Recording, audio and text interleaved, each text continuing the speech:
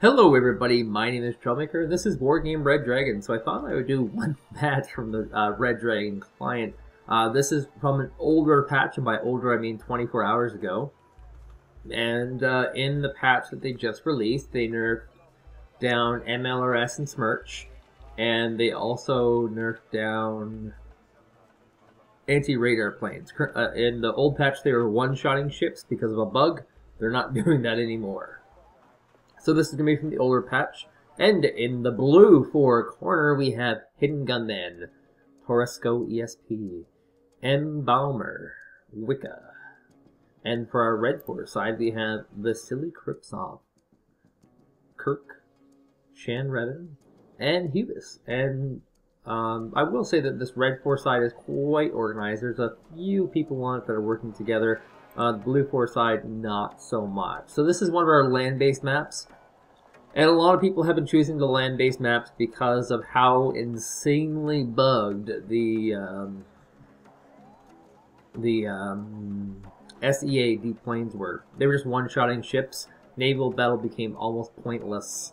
I had one match at the end of it where another beta tester was arguing with me about who had more SEAD planes and who was the true cheeser because who had more of them out. So that gives you the kind of idea and context of, what's happening in the beta. But this is going to be a map, and in a lot of these matches, people are saying, like, no MLRS. If you deploy rocket launchers at all, we're leaving. The match is over. This is not one of those matches. It's worth noting there's a few really kooky things that people are doing. For example, Wicca here has decided that he's going to keep the CV in the main. And where does he keep the CV? It's in a very, very odd location. Very, very much not a standard location. And so if this base was sprayed with rocket artillery, they'd probably aim around the middle because there's 3 bushes here, and they're very unlikely to hit this. MLRS being as strong as it has made better players of some, and whiny bitches out of others. The forums are just, blowing up with people whining. The first day beta testers was something like 400, and now we're under 200 beta testers. But yeah. Artillery in general, pretty powerful, but they need to be powerful. That's a pretty big key. Now here's the Akatsia, and he's decided to rally 8 of these. This is Vassily Krypsov, of course. And this being a land-based map means that we're seeing a lot of infantry. Now, interestingly enough, neither side has opted for a ton of airborne infantry. We have a few here, just 2 infantry and then 3 anti-air helicopters. We have 3 anti-air helicopters here and none. So this is very unusual. Most people will try on this particular map to actually stop for here, rush across the river. So the map is split linearly. There's a big river in the middle here, and there's an equal number of points per side. And because of the way the map's set up, with there's actually little ridges here that make you invisible until you cross the bridge, and the bridge is only vision zone. And it's like that everywhere. Actually, this place doesn't have the ridges, but it's like that most places where there's these weird ridges and it's really hard to cross. And so with this particular map, what usually ends up happening is one person will rush across with airborne helos and try and contest the enemy's place. They'll cap their own place, put a couple of, anti-air or anti-tank units to kind of stop any advance, but they'll try and capture this area, or alternatively this area. And that's a big 2-point base. So that's something that you can't stop. And at this point, they're going for something pretty, what seems to be non-standard for the metagame, which is going to be a 50-50 split of the map. Just because neither side particularly has enough airborne units to actually capture either base. And, I mean, these airborne units wouldn't even be going into the proper location. Going for this Delta base, which is one that's not so easy to contest. Yes, if you grab this, it cuts off Charlie from reinforcements, and that's a huge deal. Actually, wait a minute. That is a huge deal. Okay, this is a little bit clever. It's a little bit clever from you, M. Bomber. Not enough units, though. That's the big problem. It's still not enough infantry. There's only 2 infantry squads here. But yes, looks like he's got... If they were both playing the metagame, this would make a ton of sense. but they're not. In this particular instance, you know, we have 3 anti-helicopters that try and take out helicopters. And then we have your helicopters to land infantry. Now, in this case, it's a ground-based program, which means decent amounts of anti-air units. And here comes the reinforcing line, so this could be pretty deadly here. For... who is this? Kirk? For Kirk? Yeah, it could be pretty deadly for Kirk. And attack defenses here being deployed by Vassily Krypsov. I think this is a mistake. Not going and reinforcing this location, actually trying to assault this 2-point base in the middle here, when there is a very solid 1-point base that they could easily capture here. And if this one had deployed properly, they could have done it. Now he's grabbed some of these forward town locations, and he's got some sappers up front. This music is a little bit loud and intense, don't you think? Yes, let's go to the audio options. Keep in mind, let's go with some Red Dragon soundtrack, because doing stuff from Airland Battle is a little weird. Yes, there are soundtrack mixers here. Pretty damn cool, I have to say. Alright. Sound not so extreme. Alright. And, by the way, this is a bad choice. Running these vehicles through the town. Just in case you're wondering, yes, this is a bad choice. Generally speaking, you want to keep them on the perimeter, not showing their back armor, not exposing themselves to rocket fire. You want these guys outranging the infantry, while your main infantry provides spotting, and also provide the damage and tanking. Looks like he's going to forfeit a few of these. This is a pretty nasty rush. And we have some artillery coming out. Now, artillery is very potent in this game, that's worth noting. Not hitting anything in this particular instance. And we have some T-55s coming from Kirk. And this is going to be a pretty good choice because there's a lot of vehicles here and a lot in the open. Might be able to pick off some of these Roland 3s, which will be very, very worthwhile. Keep in mind, Roland 3, totally new unit. Vive la France! And yes, this is a French deck, obviously, from Wicca. And there's a command here from Cook. It looks like it might get picked off by Wicca. These vehicles have rushed forward. Now this is, of course, what he was trying to do with his vehicles. Just rush them forward, take some losses, go for the command. Generally speaking, in a competitive play, the person would pull the command, so it wouldn't be a big deal. But in this instance, the command was not pulled. And, you know, now, ironically, still a lead here, Vassily Krypsov, Kirk, Shan, Revan, and Hubis. They're still +1 because they've actually not captured any bases. By they, I mean blue for. Hopefully they're playing for a late game here. Now, of course, they haven't reclaimed this base here, the +1 base that they could have had. They've instead invested here. Oh my god, the artillery is so good, smashing through those infantry numbers. And actually, it was such a focused shot that he didn't hit his own infantry, but he hit their infantry. Now, keep in mind, this is 6 artillery units. This is the kind of force, the tour de force that should be destroying this. And now with such diminished numbers, it looks like there won't be any real way for our NATO players, our Blue 4 players, to actually come back to this. Most of this should get cleaned up pretty soon. Still lots of infantry, Shootsuns versus sappers. There are going to be 2 sappers. They're going to be pretty uneven trade. And with the sappers, it comes down to, do they still have their missile launchers? That's worth noting. Oh, the poor flak panzer having the fire from that super, super long distance. Yeah, let's see if we can get a picture of these sappers. It's going to be hard to find them because they do run inside the buildings now. Looks like we're not going to get some eyes on them. So, maybe they'll have their flamethrowers still around, maybe not. That's going to be the big number. These vehicles are joining in, being very much sacrificial lambs. This is very much an all-in approach, and unfortunately it basically didn't work out at all. In the end, it all got pushed back. They did gain enough ground, though, and I should say that. They did defend this little counter rush here by Hubris very well. There's only 80 infantry left over. They don't have any tanks or anti-air or any kind of support options, so they haven't really fortified themselves. They're still engaging. Smoke being smoked down here for, I don't know, maybe to get this infantry in here. But, oh, I see. This is actually smoke from the artillery units from Vassily. And he's actually smoking the area, so these challengers and these vehicles can't join in unless they actually move into super close range. But at super close range, it also means that they're going to become very, very vulnerable to the rocket-propelled grenade launchers. And now it's actually switched over to pure on Hell and Madness. We got a stun on one of these guys. One shell just barely hit. And he's actually aiming for his own units as well, which is very, very scary. As a person who sees a little bit of artillery in this game, it can be very scary when your own units get hit. They can die very quickly. And actually shifting over here to a one-sided flank, not wanting to expose himself here to vehicles. Mott's actually just jumping over to kill off these Fusiliers and this vehicle, the War era. And yeah, these artilleries are just very, very brutal.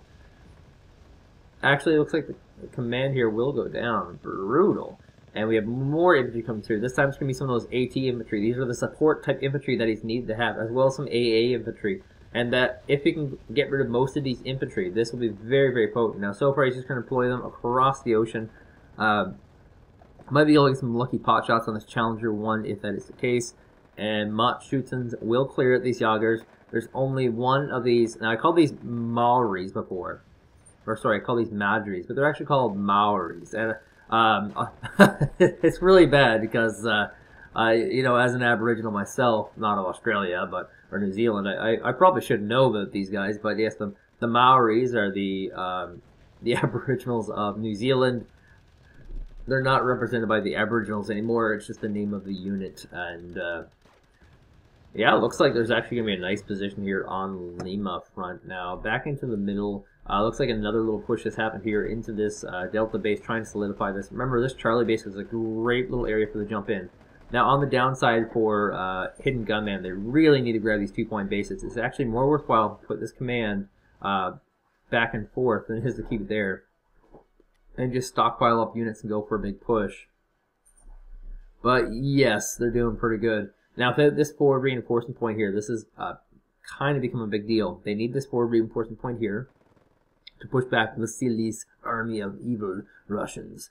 And simultaneously, if Red Force can get inside here and put a command, they can reinforce and just drive right to the front, which is what they're both defending on two fronts here. And looks like lots of artillery fire on these infantries once again. And these shots are very, very focused, not hitting his own infantry.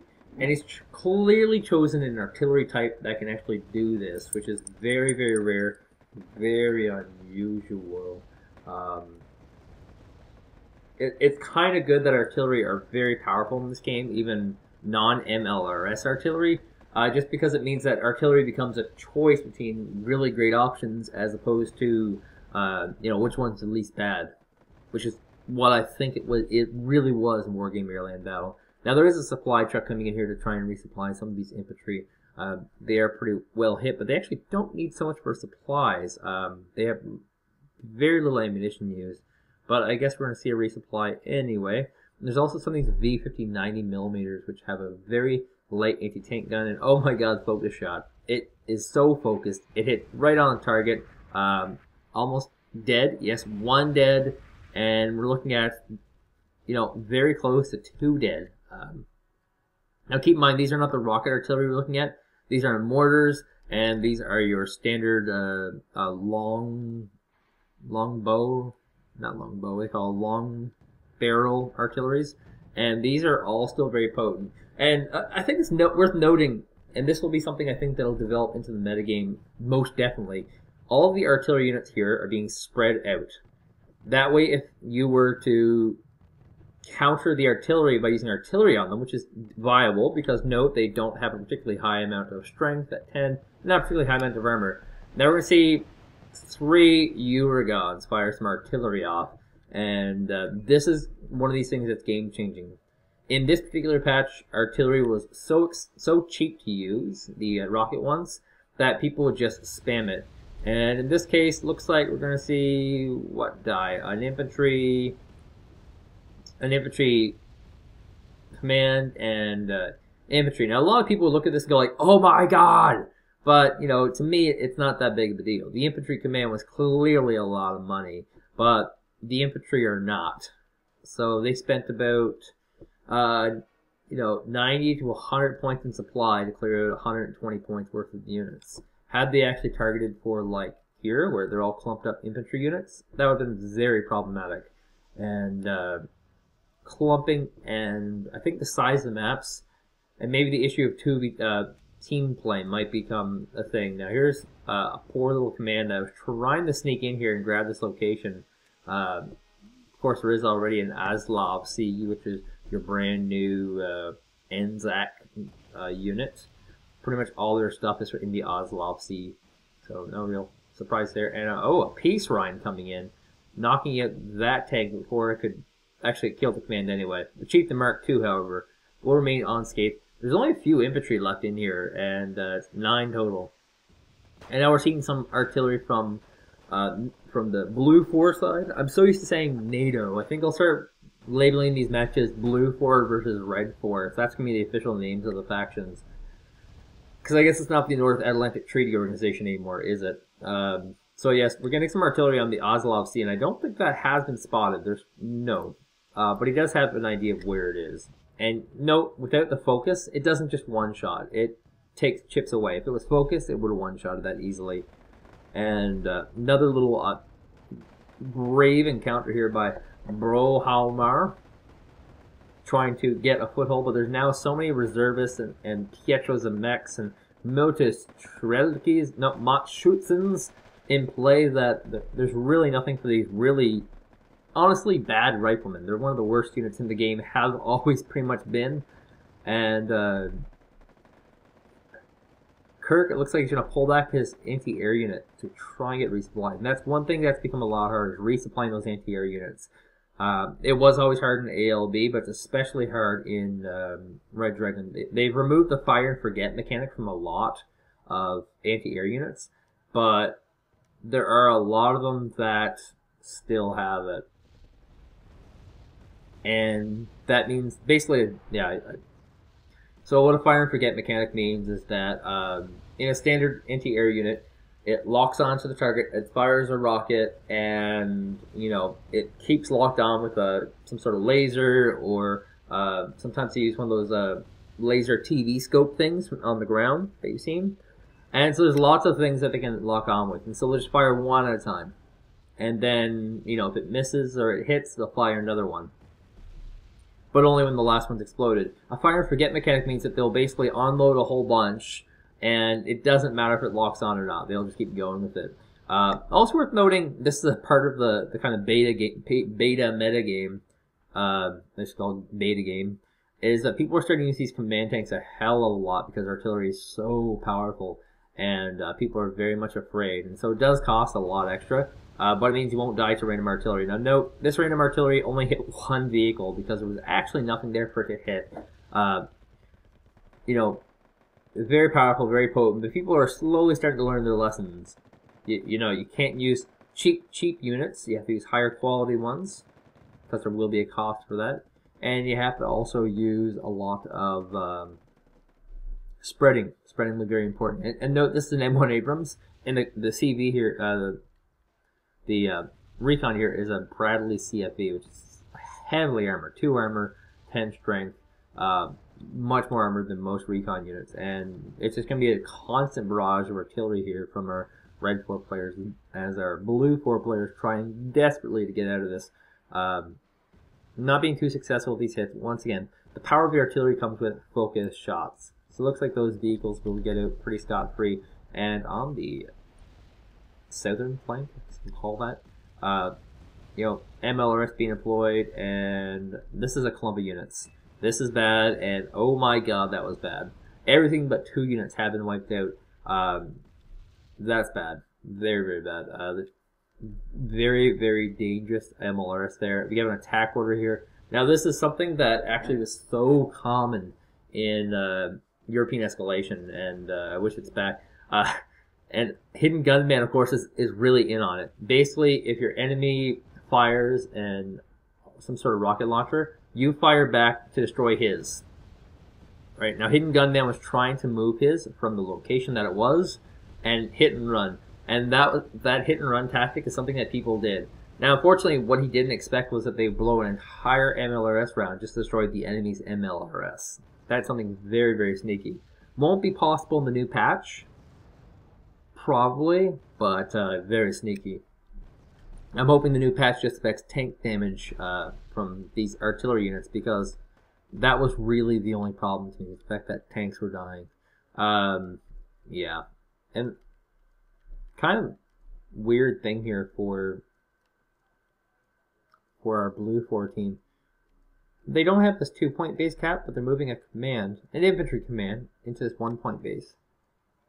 That's rather unusual. Why would you stop bleeding at the enemy? And for newer players to my channel, because I know not a lot of you have joined me for Red Dragon, the technical term for losing your, gaining on your hit points is going to be bleeding. Yes. I invented the term. Everyone's pretty well accepted it. You should too. We call it bleeding. Now, of course, it's not technically bleeding, because bleeding would be if your score started at 800 and went down to 0, which I think that's how Conquest actually should have been designed. Hint, hint, Eugen Systems, flip these numbers. It's really smart. But they actually went with the gaining points because, it looks better on a scoreboard. But yeah, we refer to this as bleeding, and right now Blue 4 is bleeding out our Red 4 team right now. And they have another command coming into golf. Actually, it looks like 2 commands coming into golf, being super, super careful.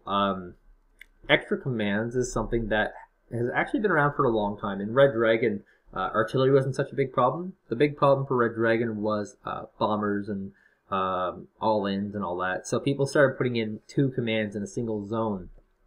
So that if one command died, they still were bleeding at their opponent with that one command. And in this particular instance, not exactly what they're going for. Actually, Shan Revan, super, super long range, spotting this command. How does he do that? Does he have invisible eyes? But yes, this kind of approach was very useful because it also gives you an extra command. So, I mean, if you're pushing, you can throw your command on there immediately. You don't have to order it. Or in this case, it looks like a command was knifed here through a random artillery attack, and now he has to reinforce with it. And yeah, it's going to be kind of an artillery war for a little bit at least. And Hornet kind of trying to sneak in here and grab drop a bomb on some units. And right now, as far as the metagame goes, you want to kind of be bombing specifically artillery units, which is very realistic because that's kind of what you'd want to do in the real world. You want to go for those artillery units, but you also have to bypass that front line of anti-air units, which, they run out of ammunition a lot. If you don't resupply them, you're going to have a bad day. They're very potent, by the way. This is the Romb. It's got a 3,500 meter range against planes and a 28 versus helicopters. Only 50 points for that bad boy. So, I mean, that's going to deal with the air very well. Now, here comes a second command tank. We had 1 command tank at Delta. Now we have 2. And positioning here really is very, very important. He's actually more worthwhile for them to position it right up front here, in this little bush here, because this is going to be an RD zone. You can kind of tell by the death and decay here that this was already an RD zone. There's lots of holes for where the shells dropped. So this is going to be a pretty clean zone. They haven't RD'd that yet, and they probably won't. Having said that, we're looking at, RD versus RD right now, and just, doing artillery count here. We have 2 Pions, a Uragan, 3 Uragan, sorry, 4 Uragan, sorry. We have Akatsiya, Akatsiya, Akatsiya, Akatsiya, Akatsiya, Akatsiya, Akatsiya. So that's 13 artillery units, all being spread out. Oh, sorry. These 2 Pions are 6.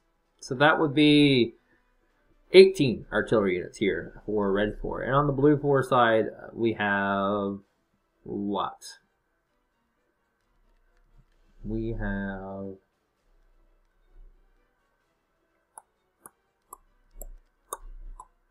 one mortar, which is almost dead because of counter artillery. 3 mortars. Yeah, so we have 3 mortars versus 18 various artillery units, and they're actually using these artillery units to pick off the enemy's artillery units. And I mean, they're on the know of this. They're moving their artillery units to try and avoid losing them, and they've only been using 1 barrage on this. Now here's a pretty decent cluster of units. Looks like we're going to see some anti-air units go down. Yes, we will. Lots of hit points being taken off here, and there's your standard artillery or long barrel artillery firing as well, taking a few more hit points off. Another barrage like that, and they can clear these woods very, very easily. And this is something that I was talking about that was very, very relevant in Wargame Airland Battle, but stopped being relevant as the game went on. The positions of your commands has to be very non-atypical. They are firing here because this is where you'd put it as a first guess. You know, an actual better location would be like right here or on the corner here, because these are still all going to be very invisible because of how far they're back there. But, you know, you're not going to worry about this because clearly they're only going for this one location. One sneaky move to do would be to bring a command out for Foxtrot, and instead of bringing it Foxtrot, bring it like right here, and then move this command into Foxtrot, so they don't know this is even moved. They'll still fire on this one location, thinking that this command is still here. Looks like we got some artillery units moving up here into the actual barrage zone, which could be bad. Now keep in mind, the closer artillery are to the main of what they're attacking, the more damage they'll deal. However, the closer your artillery are to the enemy artillery, the more damage the artillery will also deal to your artillery. So lots of weird, wonky problems, and it's kind of just turned into an artillery war with you know, 1 point being gained here by our blue 4, which could change very quickly. With the amount of ridiculous artillery that we're seeing here from red 4, they could turn the tide. They have lots of FOBs. 1, 2, 3, 4, 5, 6, 7 FOBs. This was a big part of their plan. 2 of them are completely drained out already. But with that many FOBs, they should be pretty good for the rest of the game. And because they have a pretty strong AT network, these kind of attacks here, there's an anti-radar missile trying to come in and clear out some of these AA units, but the network is actually so strong, actually running away from a radar-based system. That's a little bit embarrassing. And here comes some Mirage to drop some bombs, but without those radar-based AA cleared out, they're going to have a bad day. One goes down. Will the other go down as well? Yes, both go down, and the bomb does get dropped, but doesn't do a particularly high amount of damage. So yeah, unfortunate little incident there with some planes, and now we're going to see more artillery spam. Dear God, it's Wargame European Escalation over again. If you were not with us in Wargame European Escalation and you don't remember the professional scene, basically the Wargame Cup was this big giant 1,400 player tournament, of which Vassily Krypsov was actually top 66 at least. He might have been in like top 16 or something. It was pretty high up there. And everybody was doing this artillery-based style. Everyone in the tournament, except for like 2 or 3 people. And the 2 or 3 people that weren't doing it got really far in the tournament, and one of the guys who wasn't doing it won the whole thing. And the idea was actually quite simple, and it's actually still quite relevant today. If you're on the move, a reticle has to be timed for moving. If one person has too much artillery and you're moving, he'll have to time his artillery shots for where you go. If he's unable to do this, and he can only hit a static target, he'll miss. Now here's the kicker. You will not get focus shots on a target that's on the move, because you're going to hit in an area where he's not, and you will not gain focus shots. So, the big innovator of this was FIFA55. If you want to search my channel for these matches, FIFA did this in Wargame European Escalation, and he stayed on the move, and he kept playing these very aggressive flanking styles, which were super, super effective. And it's worth noting that with you know, the way that Red 4 had set up initially, had these guys going for a pretty potent tank push with AA support, they would have really just pushed through these guys. And yeah, it was an interesting style. This map not really going for the air spam, and you know, air spam's more common on naval maps, and that makes a lot of the European escalation styles, which are so popular, very good. Now, 2 of the red 4 planes were picked off. 1 of the blue 4 planes picked off. And the Super Cobra is being super good. It has infrared, which means that it'll be able to hit the air units that come after it. And it also has these Soklos, 8 of them. And so it's just kind of pounding back the numbers. Now, as these units get closer and closer, it's going to throw away. Actually, choosing to use artillery fire on it because it was so low to the ground. Interesting. Very interesting. And now a banner has come up. Please help me, because these aggressive tank rushes are coming. And there is an infantry support. There's not too much to actually help here with, though. He's going to have to rally in some more units, which he can do, because it is a rally zone. And here comes another rocket artillery, which once again, these kind of things can change the face of the game. Oh, you know, that was such a great location. It actually survived on that little spot for the entire game, and then finally it got picked off. Rather unfortunate. The radius on these vehicles, so good. That was an unfocused shot, you know, on a guy that had very, very low hit points. Now, just to go back in some air-land battle style, we have some Medvedka's, you know, special forces coming behind the lines, and normally these guys would go for a command or an anti-air unit. But in this particular metagame, it's becoming worthwhile to go for these artillery units. And so here's a Lars. It is fired. It's really hard to actually see the things that it's firing here. They look very similar to the flares on the planes. And I'm going to try and hit this open area. There's Mott Schützens here. Will it do the damage it needs to do? And this is what I'm talking about being on the move. He completely missed the target. Completely. Now, it didn't matter because there's enough static defenses here. If there was a bigger ball that could push, that would have been crazy. But he completely missed the target he needed to hit because it was on the move. So, very, very scary situation with on-the-move forces. Maybe we'll see more dynamic play in Red Dragon. Airland Battle had sort of a weird meta strategy. And look at this. Knows where this Oslov is. It's taking down 3 hit points off it from a single barrage. If there were 3 more rocket-based artillery units, it would have absolutely destroyed it. And now we're seeing the bleed has actually shifted. Red 4, I guess when they picked off this 2-point base, they did this. And Mott Schützen's able to actually get into the jungle here. Will be able to provide spotting. Now keep in mind, in the old game, you got the Mott Schützen in the jungle for an ambush situation. Not anymore.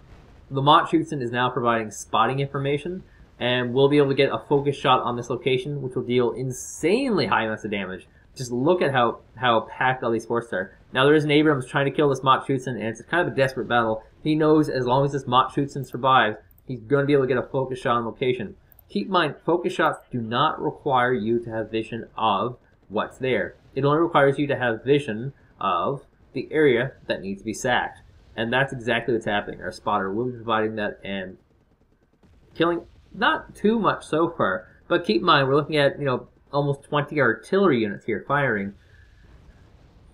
They're probably going to clear out a lot of units here. Now the command did pull back to the back here as soon as that ridiculous barrage began, and he's moving back in. There's 2 MLRSs here stacked on top of each other with a Chinook resupplying it.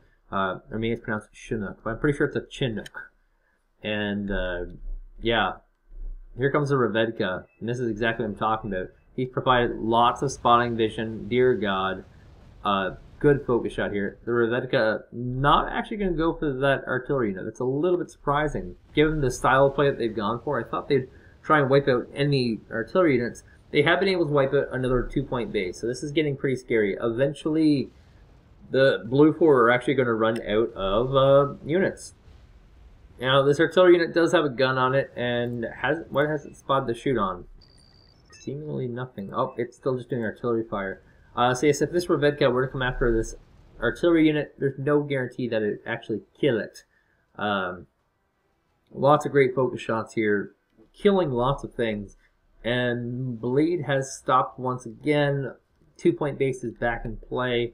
This 2-point base is dead sauce, and this 1-point base is in play. But it's been spotted, you know. They're firing focus shots on this.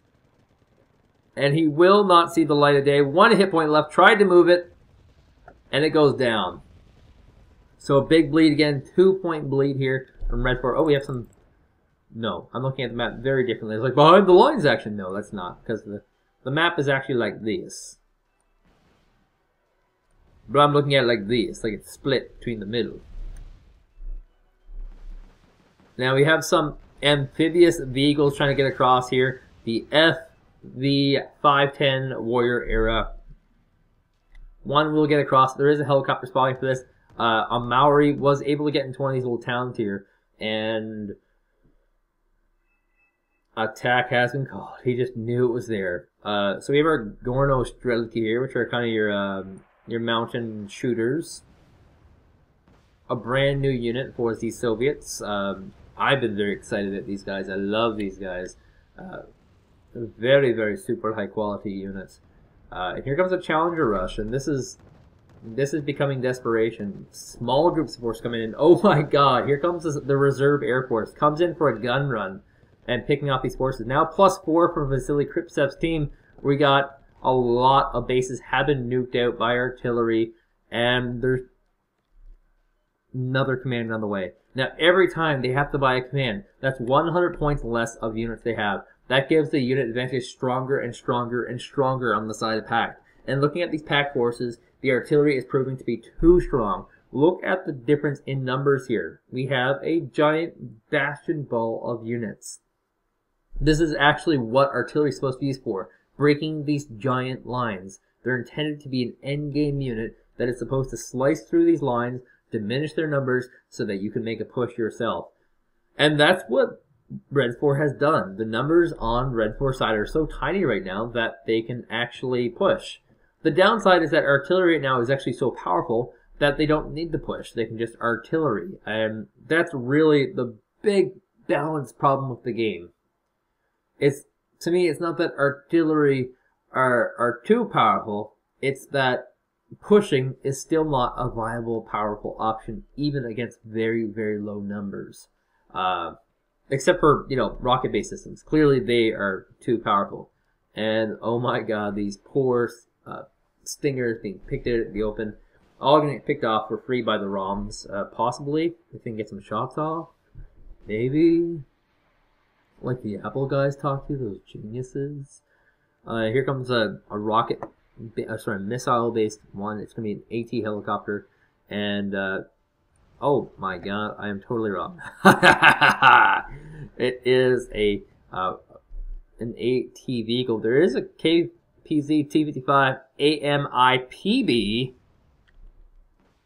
here to kind of spot and pick it off, and very slow on the wind-up. And we're finally seeing little pushes happening here, but, basically too late. It should be, you can throw a few artillery and then go. These guys just haven't seen a need to go. And it could also be the gameplay mode. I mean, if your goal is just to bleed out the enemy, then spamming artillery, wouldn't work. Now, in the current patch, hypothetically, Red 4 wouldn't be able to win this match, not with this particular strategy. But also, hypothetically, in this current patch, they wouldn't do this particular strategy. They would go for something more standardized, which is, helo rushing one of the 2-point bases and fortifying it with a 2-man team and then just rushing in. But yeah, this has been very brittle for Blue 4. Members of the team are slowly leaving us. They're starting to realize that there's no point in fighting. And it's worth noting that when a person leaves a match that is seemingly hopeless, it's also fine to leave. I mean, it's also fine for them to leave. It's there's a kind of a reaction to quitters like, oh my god, quitters, they wouldn't fight it to the brutal end. And that's just not really, how it all works. Like, they tapped out, they left, should be all fine. Now, we do have a MiG-27 coming in here. It does have a SALH, which is kind of a, anti-tank type weapon. And we're going to see our MiG-27 slide all the way across, moving on over. And what you can pick off, the flak jet bird, I'm actually going to run away from that, which is smart. The turning radius, and this is so good that it's able to just kind of escape there. Lots of infantry in carriers sitting here. I'm wondering if this is for a potential attack, or are they just really out of fuel from really inefficient driving? I will say there's a lot of funny things about movement in this map. One that's really funky. Let's see if anything gets destroyed here. Of value. Actually pulling the command away now. This is what I'm talking about. The enemy still thinks the command is in this general area. He shifted it to a different corner, and now he's moving his command to a different base. That's smart. Good thinking, Embaumer. And Wicca, apparently. Wicca left, so it must be all Embaumer. Anyway, there are some funny things about this map. One is that it's actually faster to climb over this mountain to get to this area than it is to actually take the roads. And that's a pretty big map design problem. Either that or the roads have to start accounting for more speed. But it's really funky. You put on the map move fast command, and it usually goes the fastest possible route, and they'll choose to climb this mountain. A very, very weird mountain indeed. Artillery have been the dominant factor in this game. We now have a 2+ bleed again by blue 4. But with artillery being what it is, they're going to have to start knocking out some of the enemy's artillery or some of their commands in order to get back into this. And pretty sizable shot here. Actually knocking out quite a bit of artillery and getting a stun on one of the commands. Not a lot of kills, but has knocked out more than enough artillery. A few more blasts like that, and they're going to be in very good shape. And we got a call for attack here, because this is where all the MLRS are. And that is exactly what are the kind of things that will get them back in the game.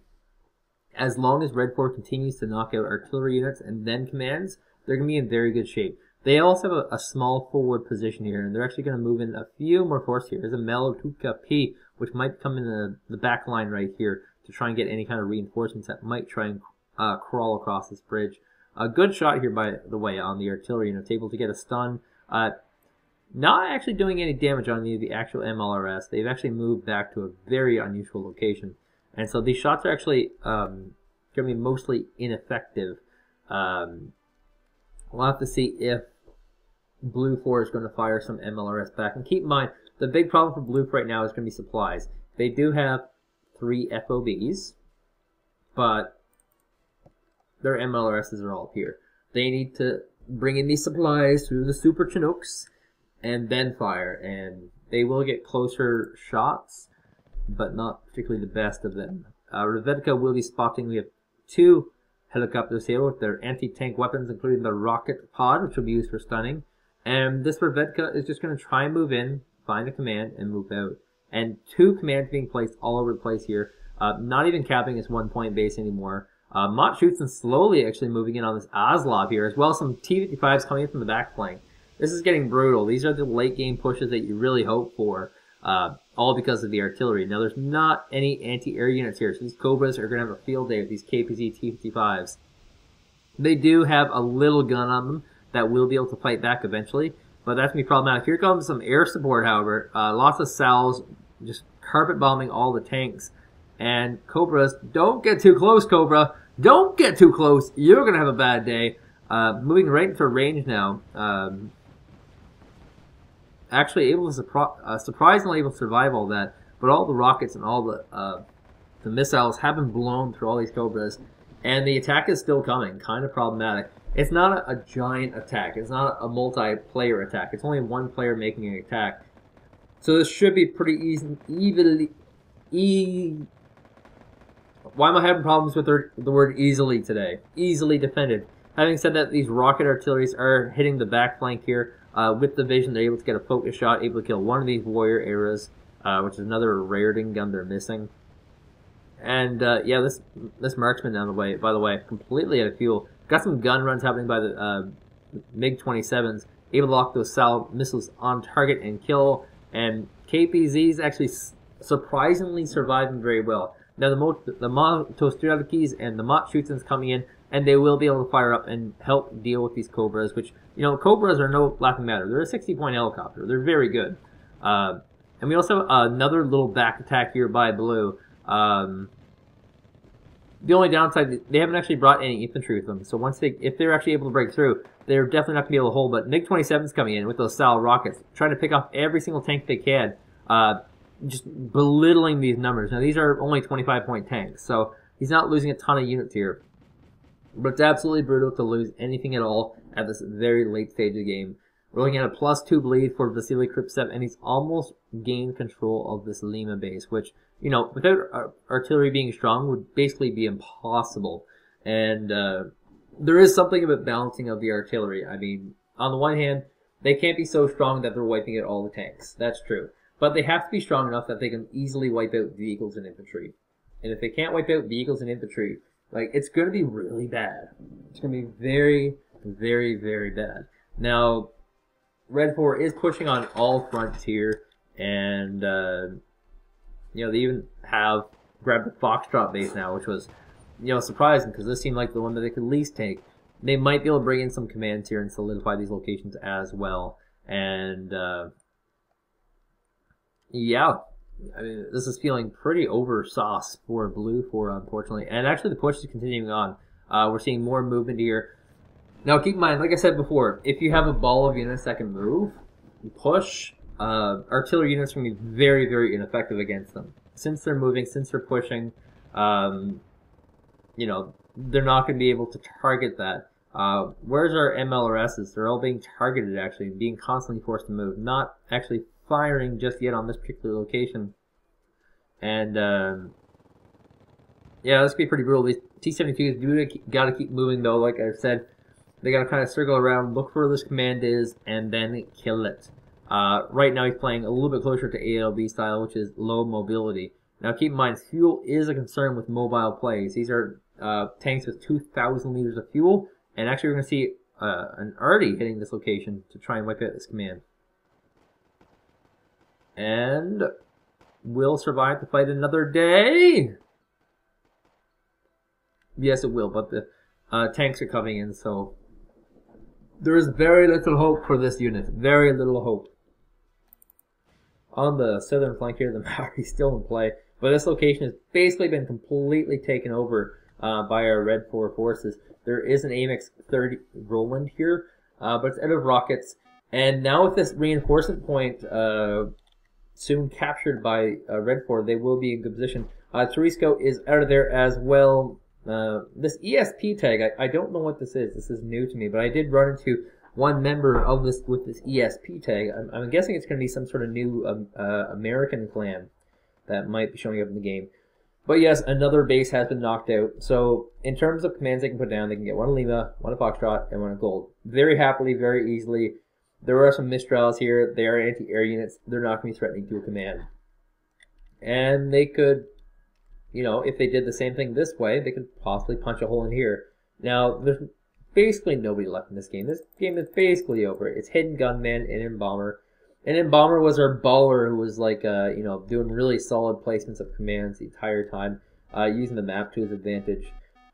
I'm dreading seeing the scoreboard because it's going to be very one-sided. I can imagine the score being, in terms of kills, 14,000 to 5,000. Because, I mean, clearly Vassily has taken a support deck here and has an entire, maybe even two of them have support decks and have just ridiculous amounts of AA and artillery. Which, you know, could be a new power combination. AA, artillery, and AT. That would be absolutely sick. And here comes another big push. This was the saying. Now that all these forces have dwindled down, you can just happily, easily go inside here. And, yeah, that's the end of the match. Now, let's see here. 17,000 to 9,000. Dear God. A difference of 8,000. Yeah, that's brutal. It's absolutely brutal. The beta's still underway. They're still working on a lot of issues in the beta. They have removed their UGen systems insignia from the corner. Thank you, guys. Yes. I don't know what that did. But, you know, that's the kind of state of the beta right now. We'll have to see in the future what games will look like with a little bit of fine tuning and balancing. Thank you guys for watching. Have a good week. I'm in love with two sisters, I'm in love with two sisters. Not sure what I am gonna do. I'm in love with two sisters, I'm in love with two sisters. I hope that they are in love with me too.